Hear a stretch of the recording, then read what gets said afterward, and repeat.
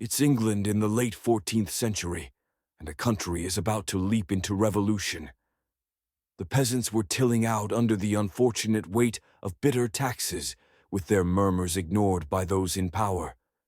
It was during this time that one man dared to speak out, a man whose words could stir the hearts of the common people and shake the elite.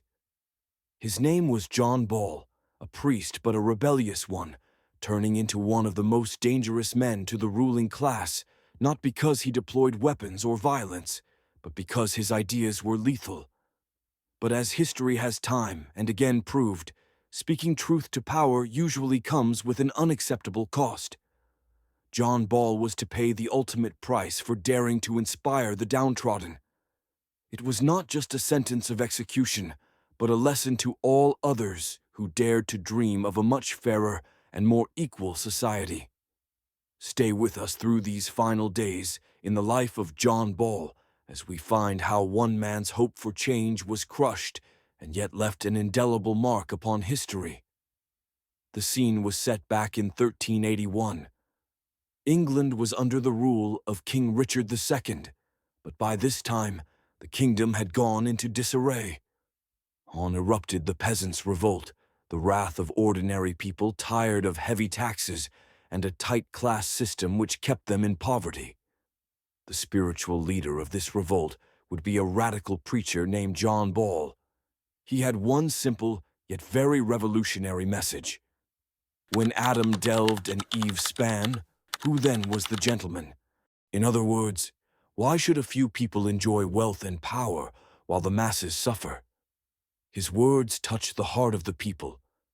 The sermons of Ball questioned the very foundation of the social order and challenged the divine rights of the king and nobility.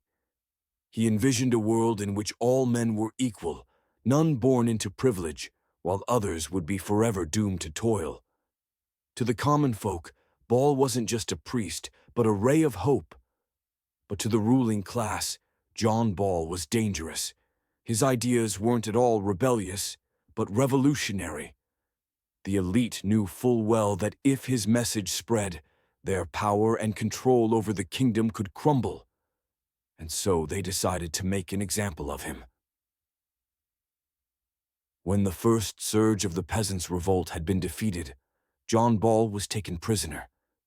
There was nothing left for him but to await his fate. The ruling class had to clearly show the people in a most brutal way that any rebellion against their rule would result in death. Ball was taken to St.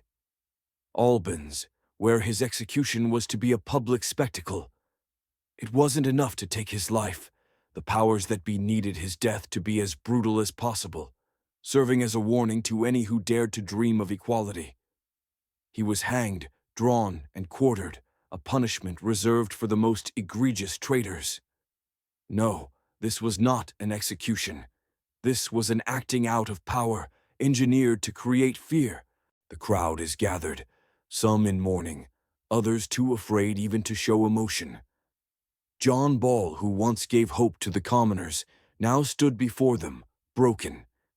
His body mutilated, his limbs displayed in different parts of the kingdom.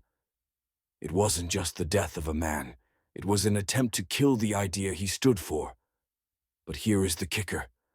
Even in death, Ball's message couldn't be silenced.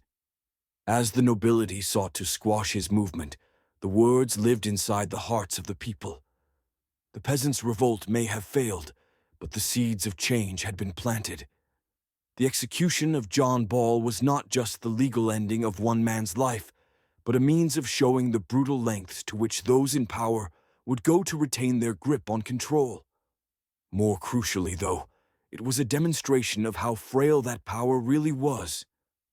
One of the first times ordinary people stood up and demanded justice. So audacious, so united, the Peasants' Revolt had its figure at the forefront, that of Ball. Over succeeding centuries, the reverberations of Ball's rebellion were to resound in so many uprisings, revolutions, and movements for equality. This belief that all men, irrespective of their station at birth, have value in themselves and have something to say about the way they are ruled was radical in 1381, but today it forms a part of the very foundation of modern democracy. Yet while John Ball's body was destroyed, his ideas lived on. He sowed the belief that the common people could defy authority and challenge the status quo, and that belief would go on to ignite revolutions across the world for centuries after him. Think of the onlookers at John Ball's execution. Some among them had heard his sermons, believed in his message, and perhaps joined the revolt. However greater this sight must have been to see their leader, a representative of their hopes for change, for something better in life, torn asunder before their very eyes. Because the ruling class knew full well that in such a public execution, people would be terrified into submission, it used fear as a weapon. But here is a powerful truth about fear. It will only work for so long. The fear may silence them for a time, but it can never kill an idea.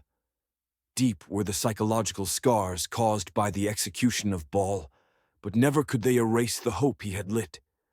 His message was remembered and passed on, whispered through generations. And it is just that hope, that spark of rebellion, which has been the driving motor for justice and equality since times beyond human memory. As long as there is hope, even when fear is the dominant emotion, it is never killed. The story of John Ball serves as a good testimony to the power of ideas. His execution was meant to silence him, but incredibly, his message reverberated across the ages. It is a point in history that even during bleakest moments, when all appears to be lost and the forces of power and oppression will forever prevail, someone will be found willing to stand and speak. We are living today in a world where so many of our rights and freedoms were born out of struggles, just like that which Ball led. His courage underlined the fact that even in those moments when the odds are against us, even in those moments when fear is wielded as a weapon, we have the power to stand up for what is right. May the story of John Ball stand as that inspiration to one and all, to fight any injustice, to hope that indeed change is possible, and never to underestimate the voice even of one single soul. The road to equality lies very long and hard, but it's a road we must travel together. Remember, a voice raised in hope is stronger than any fear. If this story moved you, if it reminded you of the power of courage and the price paid by those speaking out, we invite you to join our community. Like, comment, and subscribe below so we can keep on uncovering and sharing stories that shape our world. Your support allows us to dive deep into history's most impactful moments, bringing you the tales that not only educate, but also inspire. So, if you believe in history, hit that subscribe button and let's keep moving on this journey together.